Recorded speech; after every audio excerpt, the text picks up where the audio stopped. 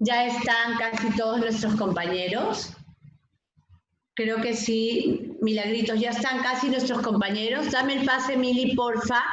Avísanos si ya están todos nuestros compañeros. ¿Cómo Y ya vamos, está chicos? la mayoría. Sí, puede continuar. ¿Sí? ¿Continúo? Ya. Sí. Y les estaba explicando de las disartrias, ¿verdad? Entonces, cuando alteramos, por ejemplo, tenemos alteraciones en el ritmo fonatorio, dificultades en la coordinación respiratoria, trastornos en la emisión de nuestra voz. Y, por ejemplo, algo bien importante dentro de las disartrias es la difonía funcional. Usualmente los maestros trabajan mucho con sus voces.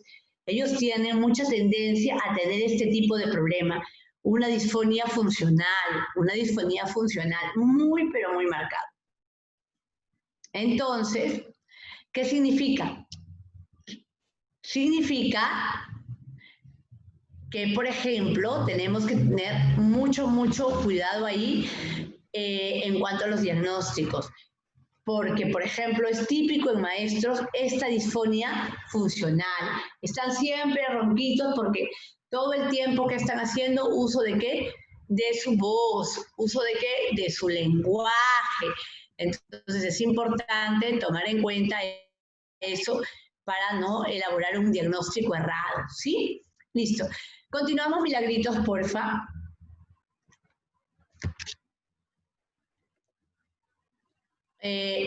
Una antes, Mili, la anterior nuevamente, para explicarles lo que van a ver a continuación. La anterior lámina, Milagritos. Miren, entonces habíamos hablado de que los trastornos fonológicos se dividen en dos, en dislalias y en disartrias, ¿verdad? Por ejemplo, las alteraciones en el ritmo fonatorio son disartrias. Cuando la vocecita no me sale, es una disartria. Cuando estoy ronquito todo el tiempo ronquito es una disartria. ¿Sí? Ahora, cuando el maestro está todo ronquito, una disartria. ¿No?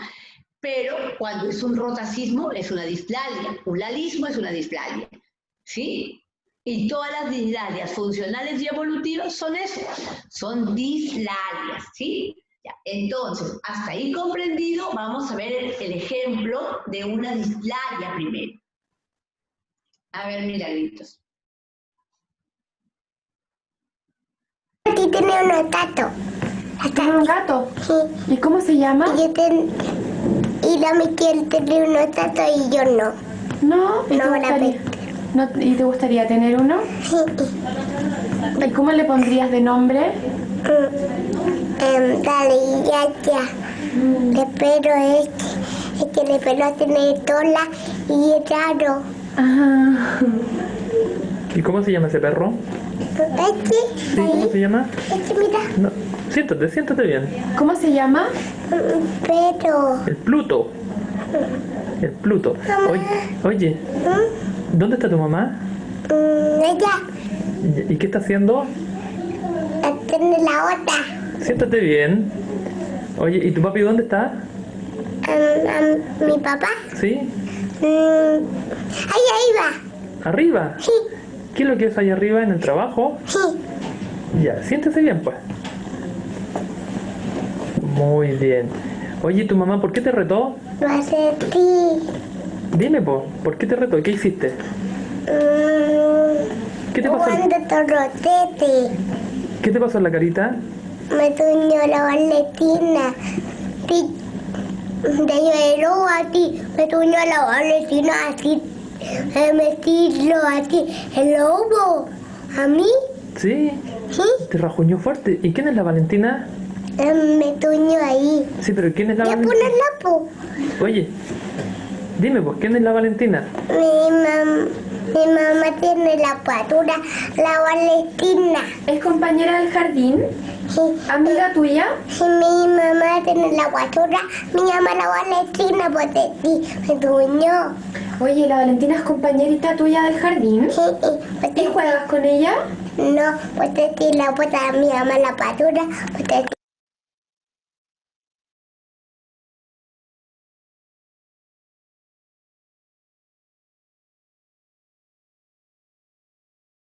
Muy bien, Milagritos linda. A ver, Vila hermosa, dime, vas a dar el pase para la siguiente, ya, y vas a apoyarme en llamar a ver, ¿a quién llamamos, Milagritos? A ver, tú nómbrame, a ver, ¿a quiénes ves contactada? Mili nos va a apoyar ahora en el monitoreo. A ver, Milagritos, tú misma. Delia Castro. A ver. Delia Castro.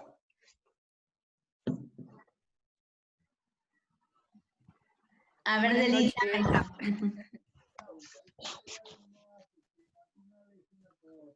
Sí, buenas noches. Delia, hola. ¿Qué tal? ¿Qué te pareció el vídeo, Delia? Bastante interesante la forma como que la niña trata de expresar y de responder, pero no se le entiende bien. Delia, ¿puedes prender tu camarita, porfa? Sí, Delita hermosa, una consulta. ¿Qué dislalia es de la niñita? Prende tu camarita, porfa. a ver, un rato no me permite. Ah. No lo puedo hacer, no sé por qué. Ya no te preocupes, Delia. Hermosa, dime, ¿por qué qué dislalia le pertenecería a esta niñita?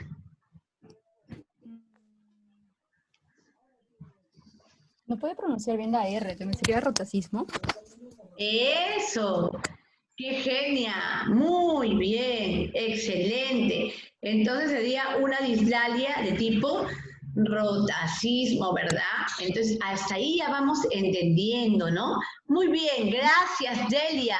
Ya, Gracias. gracias a ti por tu participación. Milita, continuamos, porfa.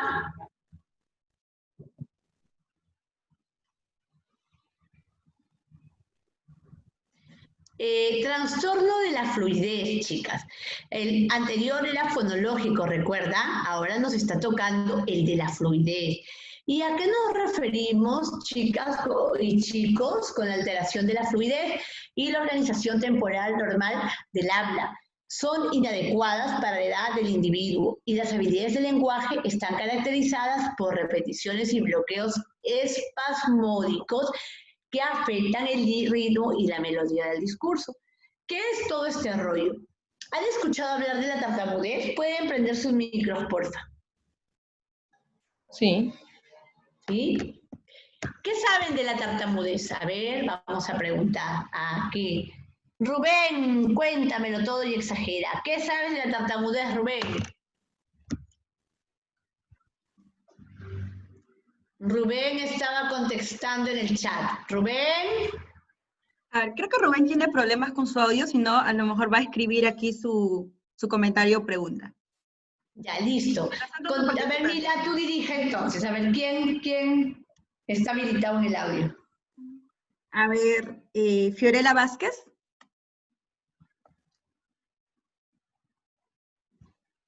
Fiorella Vázquez. Hola, buenas noches, ¿se me escucha? Sí, se te escucha claro y Se fuerte. escucha perfecto. Ya, perfecto. Va, Fío, ¿qué sabes de la tartamudez?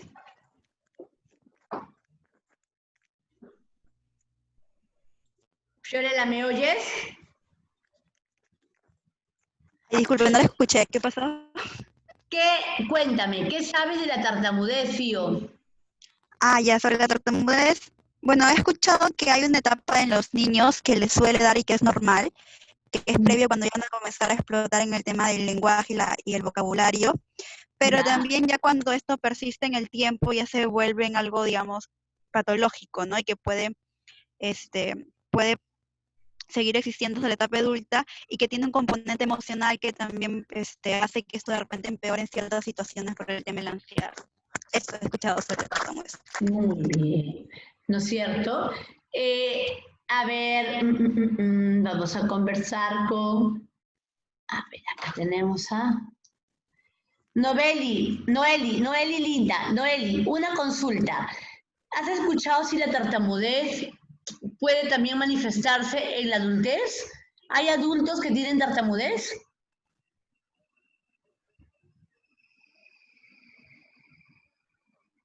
Noeli. A ver. Daisy Vances. Daisy, ¿alguna vez te has preguntado si hay tartamudez en la adultez?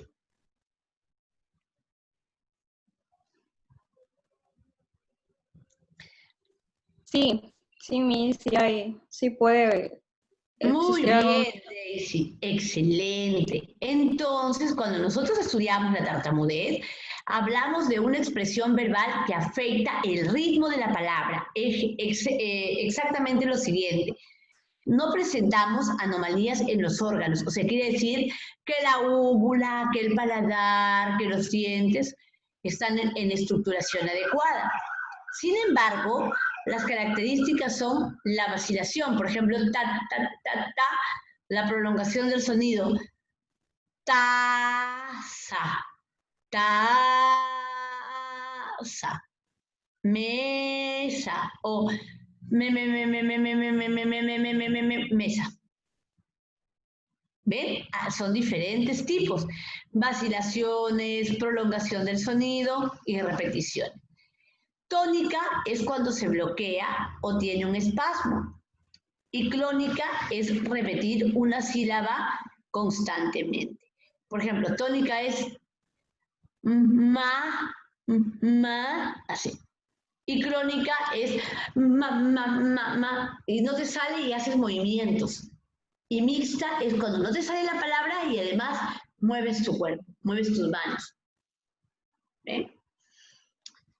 Ahora, cuando vamos a hablar de farfulleo, denominada también taquilalia, es cuando, por ejemplo, no sé si habrán escuchado hablar a Gisela Valcárcel.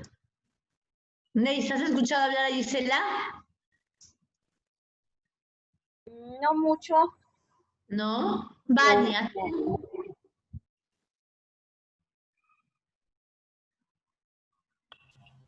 No, tampoco. No. Luisa, ¿tú has escuchado hablar a Gisela? Sí, sí, lo he escuchado. Pocas veces porque no me gusta el programa, pero sí. ella tiene farfulleo, ¿no? Taquilalia. Habla muy rápido. Habla rápido, que no se entiende, tú vas decodificando qué cosa dijo al inicio, pero hay momentos en que habla más rápido, ¿no es cierto? Más rápido que otras veces y también repite la palabra, también. Ajá, entonces el hablar rápido y acortar las sílabas, repetir la misma palabra, sustitución de contrastes y omisión de consonantes se llama farfulleo, pero sobre todo se denomina un farfulleo una aceleración de la dicción. O sea, es un habla tan veloz, ¿no? Veloz que va a 1000 por hora. Entonces tú estás decodificando la primera parte y ya la persona está en la segunda, tercera, cuarta etapa y ni siquiera entendiste lo primero. O sea, habla a velocidad del rayo. Eso se le denomina taquilario farfulleo, ¿sí? Y pero, una pregunta, pero eso se debe a que tal vez ella tiene sus pensamientos muy, no sé, algo acelerados, o sus pensamientos fluyen en una idea y entonces se adelanta a hablar rápido y después de tiempo. En muchas ideas, Luisa. Tiene muchas ideas en la cabeza a la vez. Entonces, habla tan veloz y después habla de una cosa y de la otra. Entonces, es, por ejemplo, por ponerte un ejemplo que es como conocido, ¿no es cierto? Pero en la patología en realidad incluso es más compleja que esa, porque hablas rápido, acorta las sílabas, repite la misma palabra, por ejemplo, la mesa, porque la mesa estaba rota, pero bueno, es que yo le encontré la mesa así, la encontré rota, pues no. Entonces, y sobre eso hablas, ¿no? Pero la velocidad del rayo, ¿no? Omisión de consonantes y sustitución de contrastes. Vamos a entender todo con un video también, vamos a programar un video. Mili, continuamos, porfa. Acaba el video, chicas y chicos, de una de las patologías. Termina el video y vamos a ver cuáles. Es la patología, como dice el título. A ver, continúa, Milagritos. Continúa el video. El video. De TED, ajá. Tranquilo. En Lima, miren, ¿ven? De TED.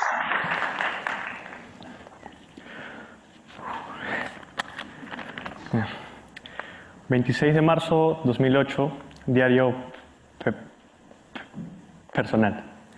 Para mí es más fácil escribir que hablar. Sin embargo, sí me encanta hablar solo, en voz alta. Me libera bastante de toda la impotencia que siento durante el día al no poder decir todo lo que quiero. Tengo miedo. Tengo miedo de no poder superar este maldito problema. Tengo miedo de crecer con él y llegar a la universidad o al trabajo sin haber aprendido a comunicarme bien. Tengo miedo de que mis hijos me escuchen hablar de esta forma. Tengo mucho miedo. Esto es algo que yo escribí cuando tenía 15 años y en esa época de mi vida todo giraba en torno al miedo. ¿Miedo a qué? Miedo a tartamudear. Miedo a querer decir algo y no poder hacerlo. Miedo a que por eso las personas me miraran raro o diferente. Yo tengo tartamudez. Y ser capaz de decir estas 3 simples palabras, aunque no lo crean, es producto de la lucha más grande que he tenido durante toda mi vida. Yo empecé a tartamudear a los 4 años. Mis papás, bueno, yo la verdad no recuerdo cuándo fue que empezó, pero mis papás dicen que fue a esa edad. 5 de cada 100 niños empiezan a tartamudear. Esto generalmente sucede entre los 2 y 5 años. De esos 5, 1, como yo, probablemente seguirá tartamudeando. La tartamudez se caracteriza por interrupciones involuntarias en el habla que afectan nuestra comunicación y muchas veces suelen afectar nuestra calidad de vida.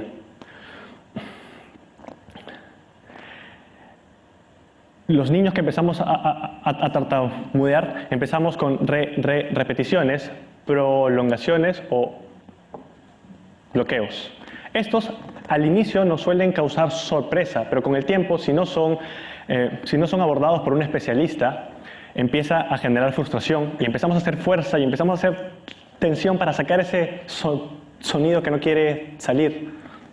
Y muchas veces las personas que nos escuchan sin darse cuenta nos miran raro o nos apuran o nos corrigen o nos completan o nos dicen tranquilo, respira, relájate, ¿no? Y bueno, eso no nos ayuda.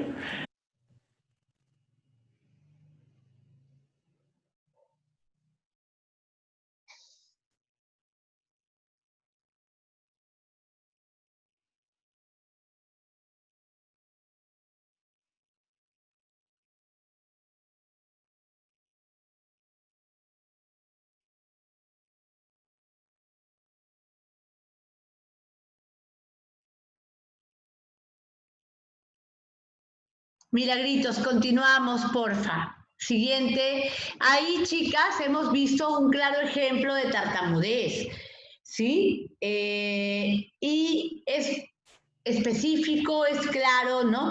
Porque es digamos, un cortar del habla permanente, ¿no? Entonces, Milagritos, porfa, la siguiente, ¿sí?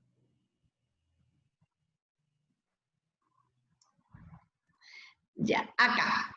Cuando hablamos de trastornos de la comunicación, también hablamos de un trastorno bien típico que se llama de la comunicación social. Entonces, hasta el anterior habíamos estudiado las patologías dentro de lo que son las anomalías, ¿no es cierto? Las dislalias, las disfonías, ¿no es cierto? La tartamudez, denominada también espasmofemia, porque hay un espasmo, como en el muchachito, ¿no? Y el farfulleo, la taquilalia, ¿no? El farfulleo es fa, ¿no? Eso. Y la taquilalia es el hecho de hablar tan rápido que es inentendible. Ahora estamos en los trastornos de la comunicación social. El 2.4 que hemos traído para ustedes es de la comunicación social. Y no me podrían creer que es bien frecuente encontrar personas que no pueden establecer diálogos por un problema social. Miren, deficiencias en el uso de la comunicación para propósitos sociales, cómo saludar, cómo compartir información, como la manera de que se expresara en el contexto social, chicas.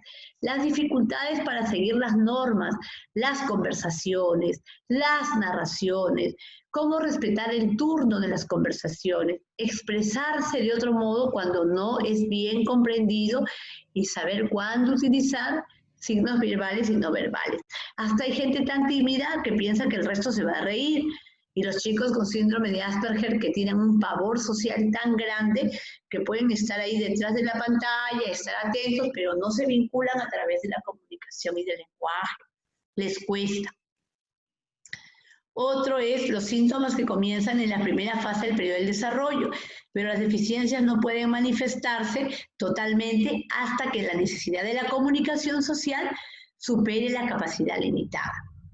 Y los síntomas, por ejemplo, aquí es bien importante esto, no se pueden atribuir a otras afecciones médicas y neurológicas ni a la baja capacidad de dominio en la morfología y en la gramática. ¿Qué significa esto? Que se excluye de la patología de la comunicación social si es que la persona tuviera un tema, por ejemplo, de trastorno de bajo nivel intelectual. Por ejemplo, si la persona tiene un problema de bajo nivel intelectual, se excluye, se sobreentiende que eso es lo que predomina y se excluye el trastorno de fondo que vendría a ser el de la comunicación social. O sea, quiere decir que para tener el trastorno de la comunicación social no tiene que haber afectaciones médicas, no tiene que haber discapacidad intelectual, no tiene que haber eso y otros aspectos más. ¿Sí? Siguiente milagritos, por favor. Ahora les vamos a presentar el caso de un lindo niño que es nuestro pacientito. Es hermoso este peque, ¿no? Y les voy a mostrar las deficiencias que presenta. Él es Luciano Monjoy. Luciano Monjoy es natural de Lima, ¿no? Su papá es militar, ¿no? Y él en clase, como lo ven acá, miren, Milagritos, ¿puedes poner tu manito, mi amor, en el, donde está en la pantalla con sus compañeritos del colegio en Zoom? ¿Cuál, mami? Pongas el video, pon la manito donde está la pantalla y a Lucianito. A ver, señala a Lucianito ahí en tu pantalla, Milita, porfa. ¿Ya? A ver, ¿dónde está Lucianito ahí? Está más acá. El niñito que se le ve apenitas y la cabecita, junto al profe, Julio Céspedes, arriba. Luciano, ¿ven? Miren todas ahí a Lucianito, ¿ven? Junto al profe Julio Céspedes, ¿no? ¿Ven, Lucianito? No, Lucianito no se hace ver ni siquiera la cabeza. ¿Están viendo? Lucianito no se hace ver ni la cabeza. Entonces, nada de nada, no hay. Hay una limitante social tan grande, chicos y chicas, que es un impedimento para todo lo que es el contacto. Todo lo que tiene que ver con el contacto, Lucianito se aísla, no quiere participar, a tal forma que observamos el cuadrito y Luciano está ahí, solo su cabecita, porque le cuesta, chicos. Entonces, nosotros establecemos con él una comunicación en chat. A ver, en la manito Mili, porfa, en el chat. Pero Luciano tampoco se comunica en el chat, porque tampoco quiere emitir lenguaje, ni expreso en el grupo social, ni tampoco con los compañeros. Pero para la evaluación psicológica hemos hecho mucha empatía y Lucianito nos ha conversado con toda la evaluación a través del chat. Ahora, esa es su conducta frente al grupo, frente a personas diferentes. Miren cómo él trabaja con su laptop en casita, ¿ven? Él está ahí en la clase, sin embargo, no participa, ¿no? Y miren a Lucianito en su casa. A ver el vídeo, Mila.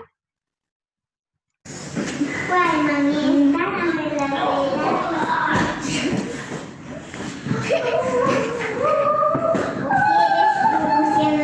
Hijo, cántame a mí, que te quiero escuchar. Tú me partiste el corazón.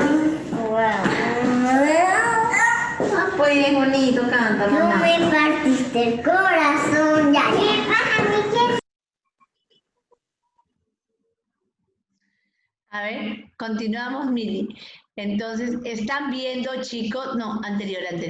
Están viendo ese casito, por ejemplo, que acabamos de presentar, es de lenguaje social. Ahí hay un problema tan serio en la comunicación social del lenguaje. Y si nosotros observamos, esas no son las conductas que lo que pasa en el lado de pronto izquierdo respecto al lado derecho son dos situaciones absolutamente diferentes. En casa una comunicación de lenguaje buena, ¿no? Bueno, Luciano no tiene mayor dificultad en su casa, claro, es vergonzosito, pero bueno, habla, ¿no? Dice, canta. Mientras que en el lado siguiente hay una contrarrestación de las limitantes que tiene Luciano en relación a la comunicación social. ¿Ves? Listo, Milagritos. Continuamos, por favor. Los 2.5, trastornos de la comunicación no especificado. Se refiere a que se aplica presentaciones en los predominios de síntomas característicos de la comunicación que causan malestar clínicamente significativo en áreas importantes del funcionamiento, pero no cumple todos los criterios de trastorno de la comunicación o ninguno de los criterios para la categoría diagnóstica de los trastornos del desarrollo neurológico. Significa que en esta categoría se utiliza situaciones en las que el clínico opta por no especificar el motivo del incumplimiento de los otros criterios del trastorno, debido a que no existe suficiente información para hacer un diagnóstico más específico. Entonces, ¿qué significa esto?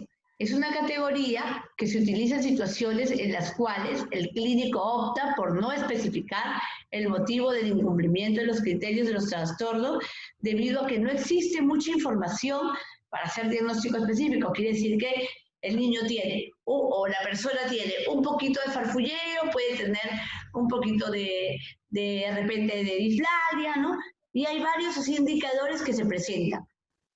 Y no está especificado en una sola patología. Entonces, se llama comorbilidad.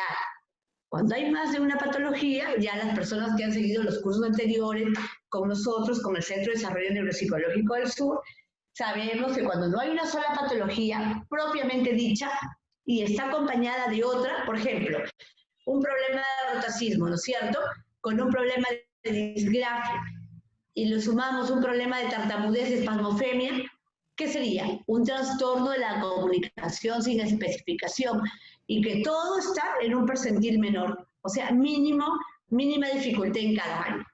A eso se le denomina trastorno de la comunicación no especificado.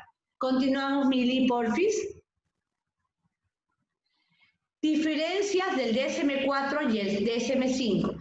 ¿No es cierto? ¿En qué se han modificado los trastornos de la comunicación en las comparaciones entre un DSM-4 y un DSM-5? Mila, apóyame con tu manito, la manito poderosa, a ver. Dice, se modifica el trastorno mixto de lenguaje receptivo expresivo y el trastorno de lenguaje expresivo. Quiere decir, ¿se acuerdan cuando la compañerita dijo, ese niño como que no comprende, es un lenguaje expresivo porque no se entiende claro lo que nos quiere decir, y receptivo porque el niño no está comprendiendo ni siquiera lo que él mismo quiere manifestar? En el DSM-5 se le denomina trastorno del lenguaje, ya no se le divide lenguaje receptivo expresivo y lenguaje expresivo. Todo es trastorno del lenguaje. En el fonológico se mantiene trastorno de los sonidos del habla. ¿Se acuerdan de las dislalias, no? De los fonemas. R, L se mantiene como trastorno fonológico. Y el de la tartamudez se mantiene como trastorno de la fluidez, denominado también tartamudeo. Ahora, cuando aparece per se, trastorno de la comunicación social o pragmático.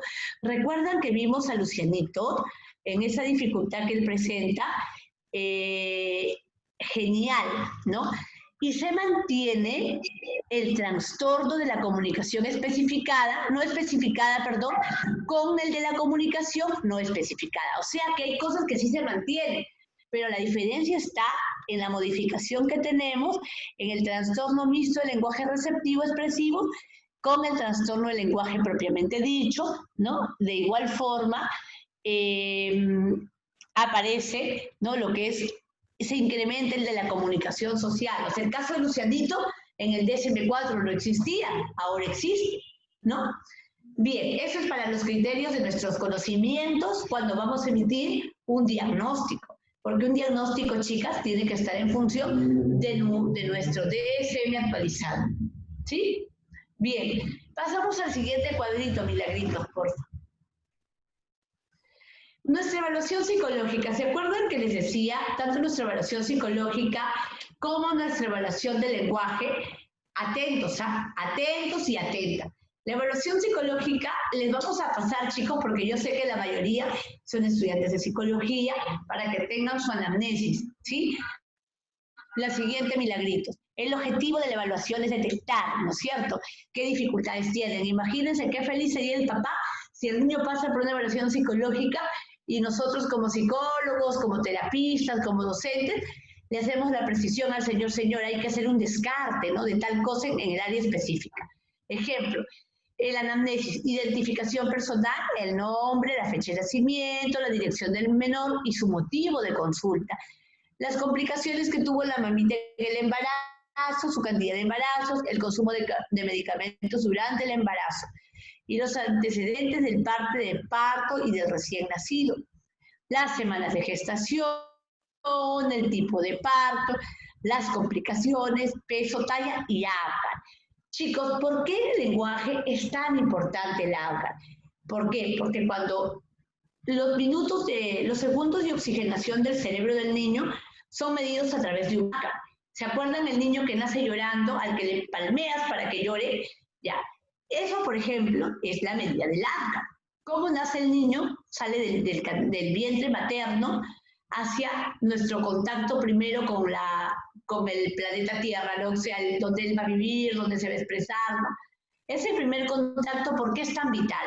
Porque cuando no se oxigena nuestro cerebrito, puede haber problemas de aprendizaje y de lenguaje.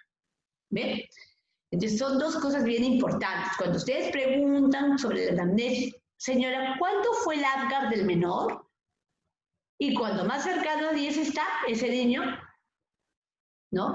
Lo vamos viendo cómo estuvo, cercano a 0 o cercano a 10.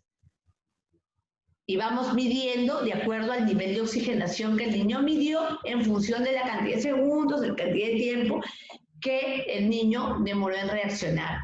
Los antecedentes mórbidos. ¿A qué le denominamos antecedentes mórbidos? A las enfermedades, a las hospitalizaciones, ya las dificultades que el menor presentó. Los tratamientos con los especialistas. Por ejemplo, hay muchos niños que se confunden, ¿no es cierto? Por ejemplo, en lo que es autismo con el trastorno específico del lenguaje, ¿no? Es importante conocer eso, ¿no es cierto? ¿Por qué es importante? Porque el autismo es muy diferente al trastorno específico del lenguaje, ¿no? ¿Y por qué es tan diferente y por qué es tan importante, ¿no? Es muy, muy importante debido a que si nosotros tenemos como un antecedente un trastorno específico del lenguaje y de repente el niño no comprende, tiene dificultades, ¿no?, en expresarse, puede ser un TEL, y lo haces una comparación con los criterios de autismo y te sale que, si bien es cierto hay indicadores que son similares, la gran mayoría son diferentes. Entonces, ¿qué nos permite poner los antecedentes familiares? Tener la vorágine de la cual el niño proviene como antecedentes que están genéticamente determinantes. Alguien hace poquito dijo, ¿es genético? Claro, puede ser genético, puede ser aprendido, un tartamudeo, se referían a la tartamudeo, puede ser aprendido socialmente, puede ser genético, hereditario. Y, por ejemplo, ¿por qué es tan importante? Por ejemplo, en el ABCAR. Si de repente vemos que ese niñito se asfixió, el médico le va a poner 0 de ABCAR. Y cuando más cercano al 10 esté, ese niñito está cachete, está muy bien. Y cuando más cercano al 0 esté, ese niñito tuvo muchas limitantes. Puede haber reaccionado luego. Pero, por ejemplo, buena vitalidad implica de 7 a 10 de ABCAR. De 4 a 6 es una asfixia moderada, ¿no es cierto? Y de 0 a 3 es una asfixia grave. Ese niño se asfixió, obvio que esa consecuencia del Apgar va a tener una implicancia en su desarrollo. Puede ser en su aprendizaje, puede ser en su lenguaje, ¿no? Y ya lo vemos, que el niño está cachete de 7 a 10, genial. Por debajo de 7, ojo con 6, asfixia moderada. Y de 0 a 3 estamos fritos porque ya estamos viendo que algo va a presentar a futuro. Es importante también medirle el control cefálico, la marcha, sus primeras palabritas, ¿no? La sedestación, su balbuceo, ¿no es cierto? Cómo el niñito se sentó, sedestación, balbuceo, la marcha es la caminata, ¿no? Como cuando caminó, a qué edad, ¿no? Y quiénes le entienden, ¿sí? Y los malos hábitos. Siguiente, Milagritos, por favor. Ahora, y el desarrollo social, ¿se acuerdan del lenguaje que ahora en el DSM-5 lo toman en cuenta como una patología en la comunicación social? ¿Cómo es la relación del niño con otros niñitos? ¿Cómo es la relación con su mamita? ¿Qué tipo y uso de juguetes emplea? ¿Qué actividades de interés el niño presenta? ¿Por qué? Porque hemos visto, por ejemplo, Luciano, una forma de comportarse en la clase, en la escuela, ni con chat quiere. La evaluación psicológica sí la ha hecho muy bien, ¿no? Pero ¿cómo fue la manera de comportarse de Lucianito en su casa? Muy diferente, con timidez, pero más sueltito, ¿no? Entonces es importante, ¿por qué? Porque, por ejemplo, en el caso de Luciano, ¿no? Que es el caso que estamos trabajando ahorita, uno de ellos, ¿no? Vemos que esta conducta la presentan sus hermanas gemelas y además tiene antecedentes esquizoides de la personalidad con línea paterna. Entonces, nuestro grupo familiar, a pesar de que es un niño planificado, esperado y deseado, y que no es un niño de adopción, porque los niños de adopción, bueno, tienen después vienen con su carga. Este niñito, que es hijo de mamá y de papá, presenta limitantes, y esas limitantes van a implicar en su desarrollo posterior. A ver, Milagritos, la anterior, mi amor, ya. La siguiente, porfa. La siguiente, Milagritos, linda. Ya. Chicas, miren, vamos a trabajar ahora el examen ortofónico. ¿Ven? Qué importante es el examen ortofónico. ¿Por qué es tan importante? Es la prueba de lenguaje cuyos objetivos son conocer orgánica y funcionalmente los órganos fonoarticuladores del menor. O sea, quiere decir que si yo, por ejemplo, le abro la boquita, ¿no es cierto?, al niño, nosotros podemos dar a conocer si sus órganos fonadores están todos bien. Por ejemplo, hay órganos fonadores que de repente uno lo ve al niñito y pucha, y ve pues que de repente su bulita no está correcta, su campanita, la que le decimos campanita es la ubulita. La úvula está solamente tendida hacia la derecha, no tiene motilidad, ¿no? Obvio el niño va a tener problemas de lenguaje. Entonces, el examen ortofónico nos permite evaluar qué contenidos y qué componentes el menor. Nos permite evaluar lo más urgente, que es ver que nuestro funcionamiento de nuestro órgano fonador esté correcto, esté ok. ¿Ya? Y hay niñitos que nacen con algunas anomalías del embaracito, que ya tienen complicaciones las mamitas. Los niñitos vienen, por ejemplo, en este casito, ven, donde dice determinadas malformaciones en los órganos fonoarticulares. Por ejemplo, si nosotros tenemos un niñito hendido y con fisura labial, o sea, por ejemplo, un niñito, ¿se acuerdan esos niñitos